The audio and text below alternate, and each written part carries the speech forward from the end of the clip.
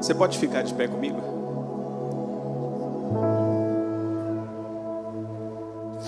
Tem uma parábola conhecida e ela retrata inclusive o motivo de nós estarmos aqui e a pessoa que nós celebramos, que é o nosso Senhor Jesus, e ele fez questão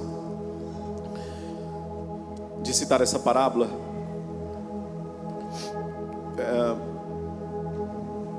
Eu sei que talvez, Arley, Mangil, talvez o pessoal, se eles pudessem entrar, depois eles terminam de organizar, se puder pedir para eles entrarem, para todos. Mas tem uma parábola em Lucas, capítulo 10. Ela começa no versículo 25, mas eu vou ler só dois, que é o 33 e o 34.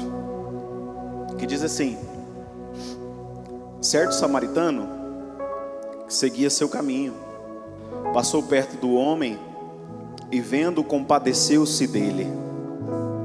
E aproximando-se, fez curativo nos ferimentos dele, aplicando-lhes óleo e vinho.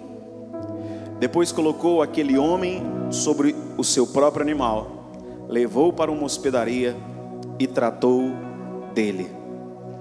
Sabe, irmãos, que Jesus termina o último momento da sua vida, os braços abertos. Talvez naquele momento foi impositivo aquela ação, mas eu não vejo coincidência em nada que Jesus viveu, que ele fez e que aconteceu na vida dele. Não há coincidência. Há uma intervenção da parte do Senhor, do nosso Deus, através da vida do autor da nossa fé, que é Jesus. E ele morre de braços abertos para mostrar que em Cristo nós somos aceitos. E a gente sempre diz aqui na nossa igreja que Jesus, sendo o Espírito, conta comigo e com você para que nós possamos demonstrar esse amor que Ele deixou através da sua vida, não só no seu nascimento, na sua vida, mas também na sua morte e ressurreição. E eu não sei se você sabe, mas até cientificamente falando, você pode ser o mais duro que você for, você pode ter um coração de pedra você pode ter. O abraço é o maior remédio na vida de um ser humano. O abraço já salvou vidas. O abraço já impediu pessoas de tirarem a sua própria vida. Quantos talvez que, você já vai sentar, quantos talvez que estão aqui esta noite, que você no momento de perca, e eu digo, existem vários níveis de perca, mas principalmente a que mais dói no nosso coração, naquele momento de luto que passamos. Quantos de nós não recebemos um abraço? Isso foi um bálsamo para nós. Jesus fala nessa parábola que o bom samaritano, ele se aproxima daquele certo moço que estava ali caído, tinha sido ferido, por assaltantes. E a Bíblia diz, aproximando-se ele, deitou azeite, deitou óleo, deitou vinho. Mas ele se aproximou e, como ele estava deitado, com certeza ele abraçou. Eu não sei se você fez isso, talvez você seja, como eu disse, mais fechado, mais reservado. Não se sinta constrangido a fazer, mas aqui nós somos uma família. Mas o maior e principal remédio que Deus deixou para mim e para você, para uns com os outros, ainda é o abraço. Abrace 2 pessoas aí, 3 pessoas. Não sei o que você faz para ela, mas diga, meu irmão, você é amado por Jesus. Você é amado por Jesus. Você é amado por Jesus. O bom samaritano te ama. Ele te ama. Aleluia. Aleluia. Você é amado por Jesus. Você é aceito em Jesus. Glória a Deus. Glória a Deus. Glória a Deus. Fique à vontade, se quiser sair do seu lugar, fique à vontade, fique à vontade. A gente está celebrando aquele que nos ama. Se a gente não puder abraçar alguém para falar que essa pessoa é amada por Jesus, não faz sentido a gente estar aqui.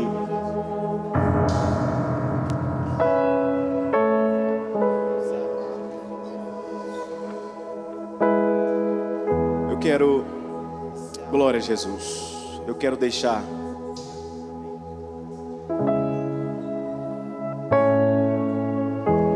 Eu quero deixar uma rápida meditação ao seu coração, antes de nós encerrarmos aqui essa noite. Você pode se assentar, Deus te abençoe.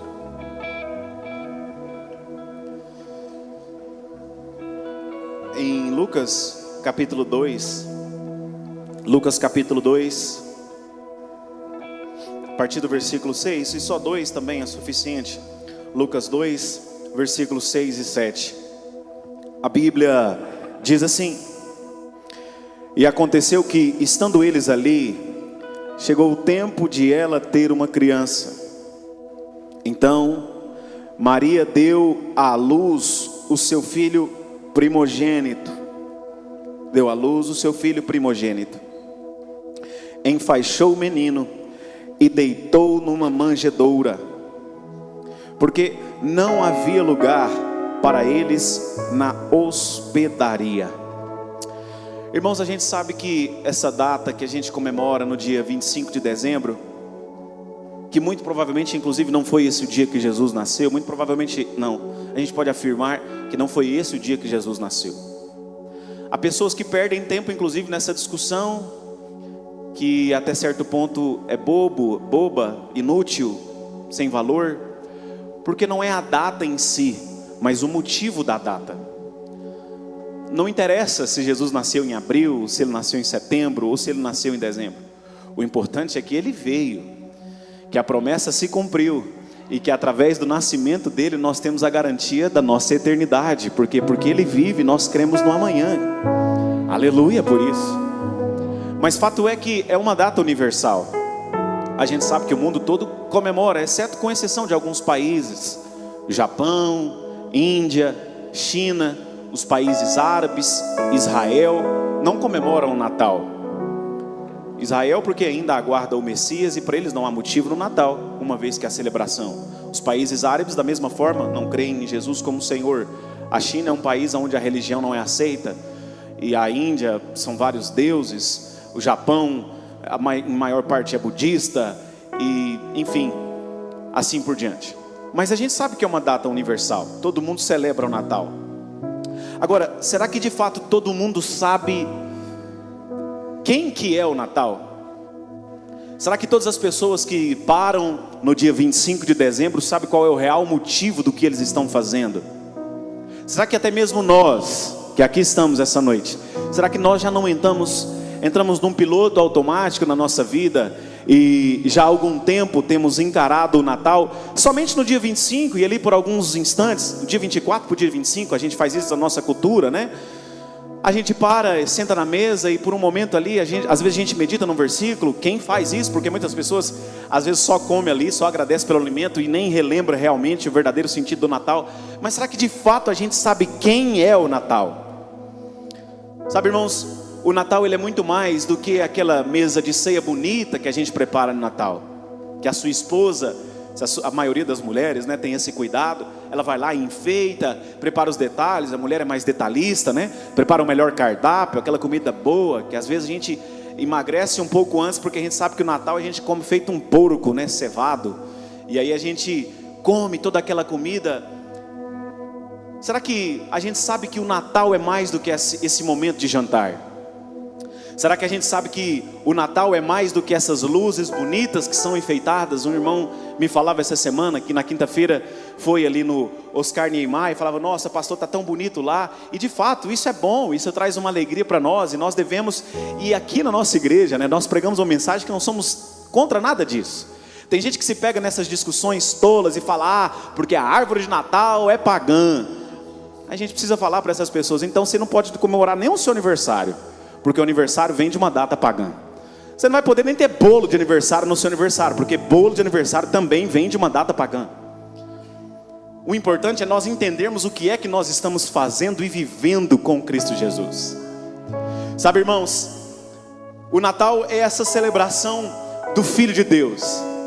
O Natal é esse momento em que nós não só valorizamos o dia 25, um momento, uma data, um mês, no final do ano, na nossa vida, para relembrar que alguém nasceu. Não. O Natal, ele precisa ser vivido mais do que em um momento. O Natal precisa ser vivido 365, esse ano é bissexto, 366 dias do ano. A gente precisa colocar no nosso coração e entender que se eu não conhecer realmente quem é o Natal, não vai ter a verdadeira importância, não só no dia 25, mas em todos os dias. Jesus, ele não nasceu somente em um dia específico, no sentido de nascer nas nossas vidas, nos impulsionando para um novo tempo. Jesus deseja nascer na nossa vida todos os dias. É uma renovação diária, é uma constante que o Senhor tem para mim e para você. Eu imagino quantas pessoas naquela perspectiva que eu dizia agora há pouco, agradecendo os irmãos, que tem muita gente que vive um caos em todos os sentidos. E em nossos dias, o principal caos que nós observamos na vida e no coração das pessoas é um caos emocional. Aqui interpretando Jesus, o João disse, né? As palavras de Jesus citando: eu deixo para vocês a minha paz eu vos dou, eu não deixo como o mundo dá, uma paz passageira, muitas vezes uma paz química, que nós tomamos e daqui a pouco se dissolve no nosso estômago. Nós temos uma certa paz por algum tempo na nossa mente, nas nossas emoções, mas logo no outro dia nós precisamos novamente dessa paz química. Jesus não nos dá esse tipo de paz. Jesus nos dá uma paz que silencia todos os temores do nosso coração.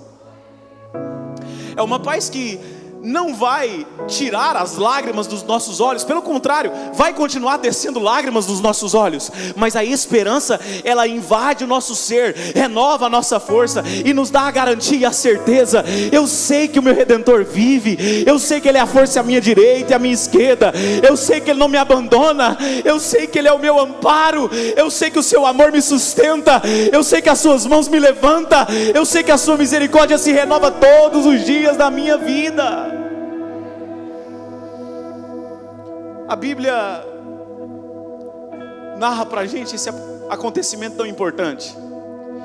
Mas aqui nesses minutos que a gente tem, eu te deixo essa pergunta: será que realmente nós conhecemos quem é o Natal? E estamos realmente dando o lugar para o Natal nas nossas vidas? Será que no ano de 2024 o Natal teve lugar nas nossas vidas? E aqui obviamente nós estamos falando de Jesus. Tem duas pessoas, e a Bíblia na verdade nos mostra várias pessoas. Se você pegar nos evangelhos, Mateus, Marcos, Lucas e João, várias pessoas, são perspectivas diferentes dentro dos evangelhos, mas houve várias pessoas envolvidas no nascimento de Jesus, e várias delas não deram lugar para Jesus, não deram lugar para o Natal. E tem pelo menos duas que eu quero deixar aqui para você, que não deram lugar para Jesus. O primeiro, inclusive retratado aqui na nossa cantata, versículo 7 de Lucas 2 que nós lemos. A Bíblia diz: porque não havia lugar para eles na hospedaria. O dono de uma hospedaria, como é que se chama? Como? Hospedeiro. O dono de uma hospedaria chama? Vocês estão aqui comigo, gente? Está aqui comigo? Quem não é aqui da igreja, a gente pergunta se a gente gosta de ouvir. É bom assim, quando a gente pergunta, a gente ouvir. Então o dono de uma hospedaria se chama? Hospedeiro, chama hospedeiro. A Bíblia vai nos narrar, dentro das perspectivas dos evangelhos, que o imperador de Roma, até para ter noção do tamanho que estava o seu império, ele manda fazer um censo. Ele levanta um censo, e dentro desse censo, todos que estavam sob o domínio do Império Romano tinham que regressar à sua terra natal, para que lá então eles pudessem dar entrada e dizer aonde eles estavam morando, quantos membros haviam na família e assim por diante. José e Maria, da sua linhagem que eles tinham, da raiz de Jessé, filhos de Davi, que era o pai de Jesus. José vinha da linhagem de Davi. Davi era de qual terra? Judá, de Judéia. Eles então descem lá para Belém, para que esse censo pudesse ser feito. Lá eles estão, e como todos estavam voltando para a sua terra natal, muita gente era de Belém. Naqueles dias estava lotada a cidade. A Bíblia vai dizer que lá em Belém, todas as hospedarias estavam cheias, porque tinha muita gente de fora hospedando lá em Belém. E a Bíblia nos narra justamente isso, nessa última semana que Maria estava na sua gravidez. Eles estão lá em Belém, e quando chegam nessa hospedaria, que são os hotéis daquela época, todos estavam lotadas. E o primeiro contato que José e Maria teve foi justamente com esse hospedeiro. Mas lá, Jesus não teve lugar. Talvez alguns de nós aqui imaginemos, né, no nosso coração que, poxa, Jesus nasceu numa manjedoura, numa estrebaria, num curral, como se fosse na nossa cultura, porque eles não tinham condição financeira. Muito pelo contrário, bem provavelmente aqueles que eram carpinteiros na época de Jesus tinham uma vida um pouco mais favorável num sentido financeiro. Eu imagino, talvez, e a Bíblia nos permite fazer essa conjectura, que José até dispõe: olha, eu vou fazer o pagamento adiantado aqui da diária, como na verdade em qualquer hotel, que você chega, que você precisa pagar para então você se hospedar. Mas não tinha lugar ali para Jesus. Então o problema deles não era dinheiro. O problema que estava ali naquele contexto de Jesus nascendo é que não havia lugar para Jesus. Talvez se tivesse um quartinho, por menor que fosse, por mais simples que fosse, esse hospedeiro, que foi o primeiro a não dar lugar para Jesus, teria vivido a maior revolução na sua história. E muito provavelmente todas as gerações futuras que viriam desse hospedeiro, ele poderia ter criado uma rede de hotelaria. Porque imagine você, pessoas nos nossos dias, quanto que não valeria, pastor Luiz, uma diária no hotel que Jesus nasceu? Esse hospedeiro perdeu a oportunidade da vida dele. É lógico que não somente num sentido natural de abençoar todas as suas gerações futuras, mas ele perdeu a oportunidade de receber o Salvador do mundo. Sabe, com certeza, irmãos, esse camarada, esse hospedeiro aqui, ele estaria garantido o futuro de todas as próximas gerações. Mas ele não deu lugar para Jesus. E por quê? Se o hotel estava cheio, como é que estava esse camarada? Ocupado demais, correndo de um lado para o outro, muitas tarefas a fazer. E aqui nesse momento eu até me lembro naquele instante que Jesus está lá na casa de Lázaro, e Maria está adorando Jesus, e Marta ocupada, correndo de um lado para o outro. E Jesus fala: Marta, você está ocupada demais, e uma coisa só é necessária para você. Em outras palavras, é como se Jesus estivesse dizendo ali para Marta: Marta, eu só precisava que você desse para mim um lugar de adoração e não de serviço, simplesmente com toda essa ocupação que você tem. Imaginemos nós aqui que ao longo do nosso ano que está se findando, quantas vezes nós não corremos de um lado para o outro, ocupado demais com aquilo que o próprio Deus nos tem dado. Ocupado demais, e às vezes a esposa nossa chega pra gente e fala: meu bem, vamos pra igreja. Não, mas eu não tenho tempo, eu tenho que trabalhar, eu tenho que buscar o sustento, eu tenho que cuidar desse negócio. Quantas vezes Deus está lá naquele lugar do nosso secreto, Jesus está lá no lugar do nosso secreto, e nós estamos correndo de um lado para o outro, e não temos tempo para em um minuto pararmos para lermos a palavra de Deus, para buscarmos o Senhor. Quantas vezes nesse ano de 2024 nós não demos lugar para o Natal, de dobrar os nossos joelhos e falar: Jesus, o Senhor ainda tem prioridade na minha vida. Jesus, o Senhor ainda tem lugar na minha vida. Sabe, irmãos, tem tanta gente ocupada demais com seus próprios negócios, projetos, com seus próprios estudos, e aí é mais um mestrado, é mais uma pós, é mais uma especialização, é mais um negócio, é mais uma frente de trabalho. Sabe, irmãos, como eu estou dizendo, Natal não é só sobre o 25 de dezembro. Natal é o ano todo. Eu te pergunto aqui, quantas vezes que Jesus quis entrar e nascer lá na sua empresa, e talvez dar uma direção para você nos seus negócios, no seu trabalho, na sua vida financeira, e você, como ocupado demais, não teve o espaço, ou não deu o espaço que Jesus esperava ter para ele nascer na sua vida. Quantas vezes no seu casamento, você tentando resolver na força do seu braço, resolver um conflito que já se arrasta há anos, e isso vai se perdurando, e Jesus buscando um espaço para nascer, mas você não deu lugar para Jesus. Quantas vezes nesses caos que eu acabei de falar, que nós passamos emocionalmente, e você se preocupa tanto na sua ansiedade, e tenta resolver essas situações com tantos remédios e nada contra isso, com tantas outras soluções, e não busca em Jesus que quer nascer e te trazer o alívio. Sabe, o hospedeiro, ele estava com essa hospedaria lotada, mas ele estava sem Jesus. E do que adianta, irmãos, nós termos a nossa poupança cheia? Do que adianta nós termos o nosso bolso provido de recurso, mas não termos Jesus? Qual foi a última vez que você parou e se dobrou diante do Senhor para celebrar Ele na sua vida? A minha oração essa noite aqui é que a gente possa se levantar para dizer para o Senhor: Jesus, eu posso ter tudo do bom e do melhor, eu posso ter tudo na minha vida, a minha empresa pode ser a maior, os meus projetos podem estar indo de vento em popa e tranquilamente se cumprindo, mas o Senhor ainda é prioridade na minha vida. A minha oração é que não somente nesse Natal, mas que a partir de hoje, dia 15 de dezembro de 2024, nós nos ergamos com essa oração: Jesus, eu posso ter o melhor dessa terra, mas nenhuma ocupação vai roubar o lugar do Senhor na minha vida. Sabe, irmãos, que você a partir de hoje possa ser como aqueles noivos. Lá em João capítulo 2, nós conhecemos bem essa passagem, as bodas de Caná da Galileia. O convite, João vai nos narrar essa passagem. Eles convidaram Jesus e os seus discípulos. Os discípulos eram importantes, mas não mais do que Jesus. Jesus foi o principal convidado. E o que aconteceu naquele momento? Chega um instante que os recursos dele, mesmo sendo abastados, porque não casava qualquer pessoa naquele tempo, por 7 dias, mantendo gente com bebida.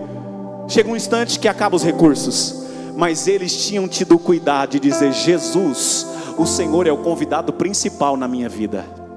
Porque eles tiveram esse cuidado, o que aconteceu? Gente, eles viveram um dos maiores milagres de toda a história, que a química inclusive tenta explicar e muitas vezes não consegue: água sendo transformada em vinho.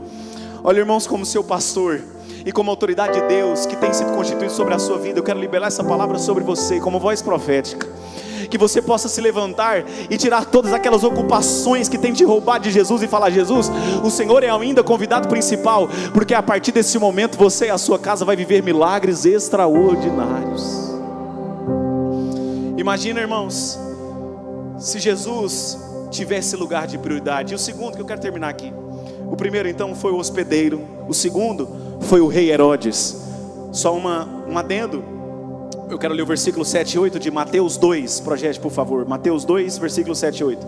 Esse Herodes aqui não é o mesmo que estava nos dias da crucificação de Jesus. Esse Herodes aqui era Herodes o Grande, um cara terrível, que em uma das, só para você entender o quão terrível ele era, em uma das suas conquistas, ele mata o rei e pega a sua filha para que pudesse desposar.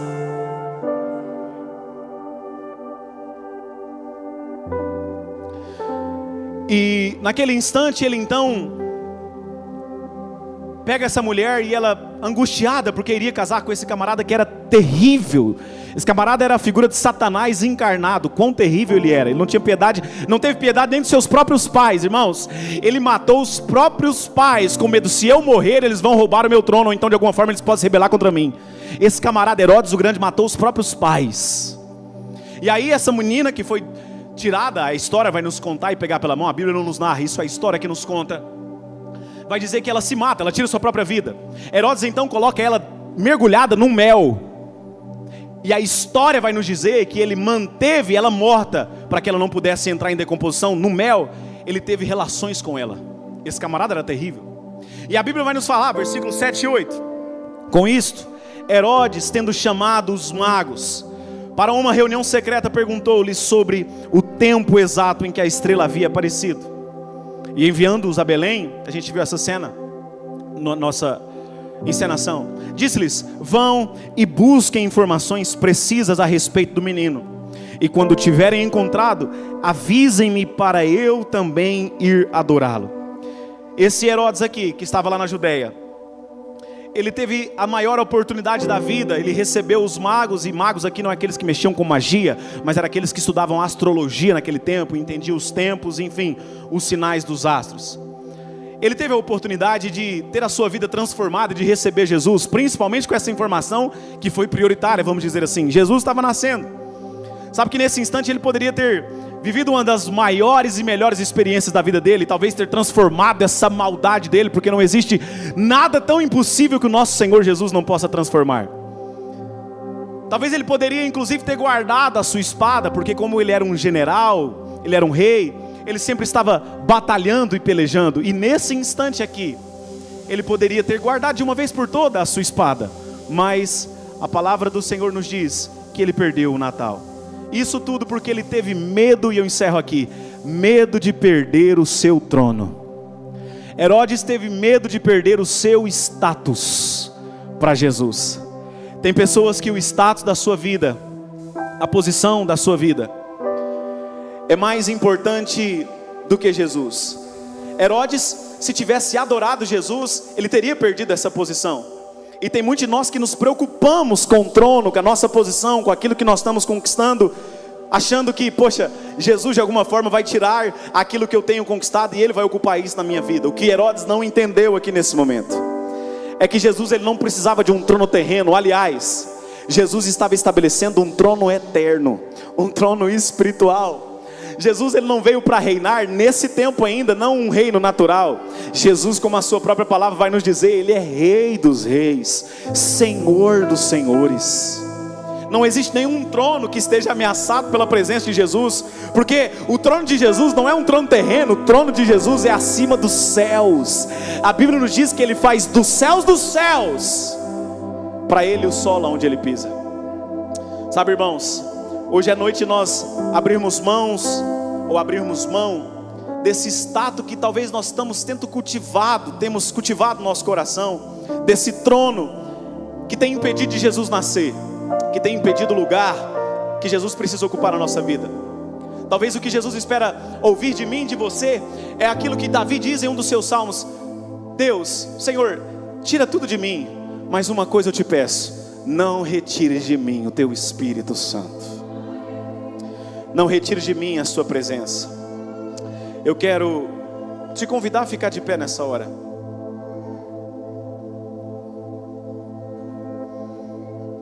A Bíblia diz, irmãos, e nós cremos nessa promessa, eu gosto sempre de reiterá-la, não que nós nos movamos por ela, mas isso precisa de alguma forma entrar na nossa mentalidade. Deus, inspirando o apóstolo Paulo, diz para mim e para você: aquilo que o olho não viu, aquilo que o ouvido não ouviu, e nem subiu ao coração do homem, quer dizer, nem nos melhores sonhos que o homem pode ter, ele conseguiu pensar, é o que Deus tem preparado para aqueles que o amam.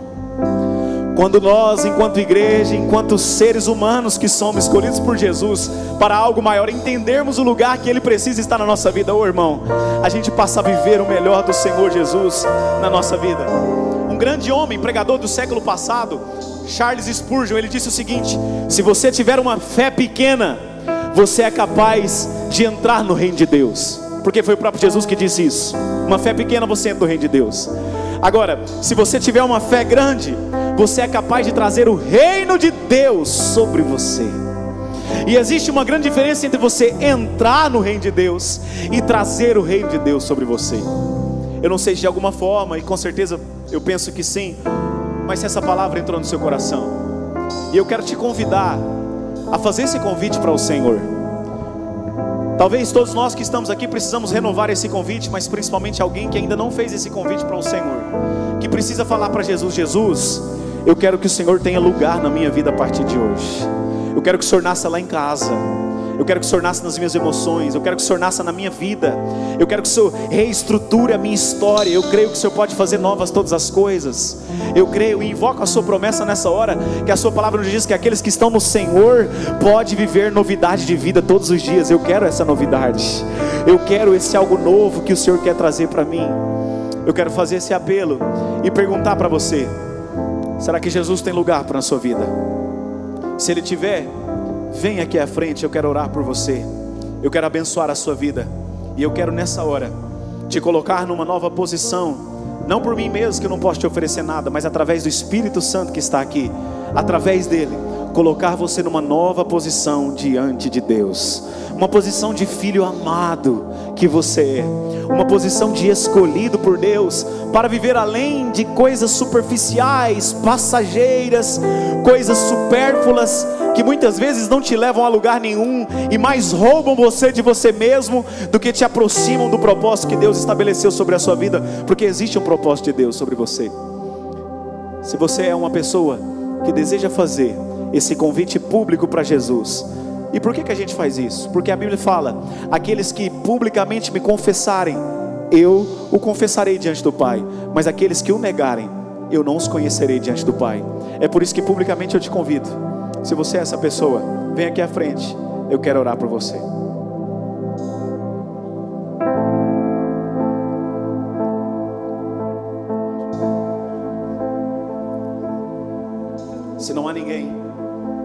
Que Deus possa te abençoar, que Deus possa te dar graça, que Deus possa te sustentar, que Deus possa te levantar com vida, com saúde, para que você possa ter uma oportunidade de falar para Jesus: o Senhor tem lugar na minha vida, o Senhor tem lugar na minha vida, em nome de Jesus.